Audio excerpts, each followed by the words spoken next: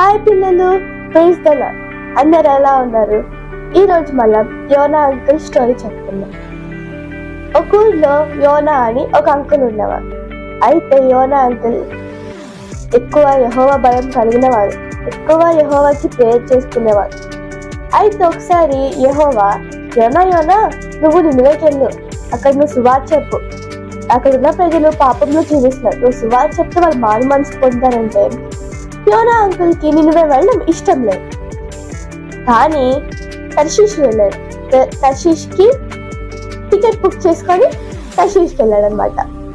అయితే తర్షీష్కి వెళ్ళే టైంలో యెహోవా నేను నినివేకి వెళ్ళమన్నా కదా, నువ్వు తర్షీష్కి ఎందుకు వెళ్ళావు అని చెప్పి యెహోవా ఒక పెద్ద తుఫాను తెప్పించాడు.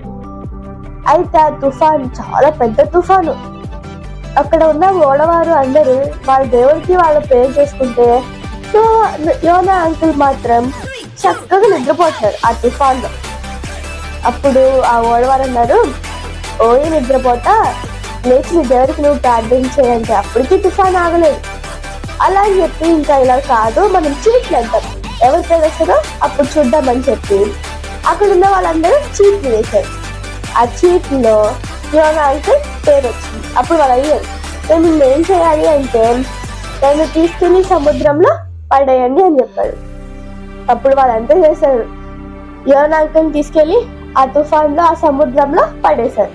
అప్పుడు వెంటనే తుఫాన్ ఆగిపోయింది. ముందే ఒక తిమింగ్లని చెప్పారు, నువ్వు వెళ్ళి యోనా అంకుల్ని మింగేసేయని. వెంటనే ఎప్పుడైతే యోనా అంకుల్ని అక్కడ నీళ్ళల్లో పడేశారో అప్పుడు వెంటనే ఒక తిమింగ్లం వచ్చి యోనా అంకుల్ని మింగేసింది. పాపం యోనా అంకుల్ ఆ తిమింగ్లం కడుపులో 3 days ఉన్నారు. 3 days వేసే ప్రేర్ చేసుకుంటానే అన్నారు. పెద్ద తిమింగ్లం యోనా అంకుల్ని ఒడ్డు దగ్గర కక్కేసింది.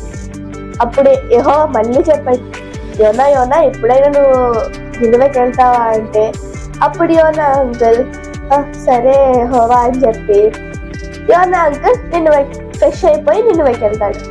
అక్కడ యోనా అంకుల్ అక్కడ ఉన్న ప్రజలకి చెప్పారు, మీరు చాలా పాపంలో ఉన్నారు, మీరు వెంటనే మారు మనసు పొందాలి. అప్పుడు అక్కడున్న ప్రజలు యెహోవాకి భయపడి, ఈ యెహోవా చాలా పవర్ఫుల్ లాగా ఉన్నాడు, మనం ఇలా చేయకూడదు, తప్పు అని వాళ్ళు తెలుసుకొని 40 days అసలు ఏం తినకుండా ఏమి తాగకుండా అలా 40 days ఈవెన్ యానిమల్స్ పశువులు కూడా వాటికి కూడా పశువులకు కూడా ఏం పెట్టకుండా అలా 40 days ఉన్నారనమాట.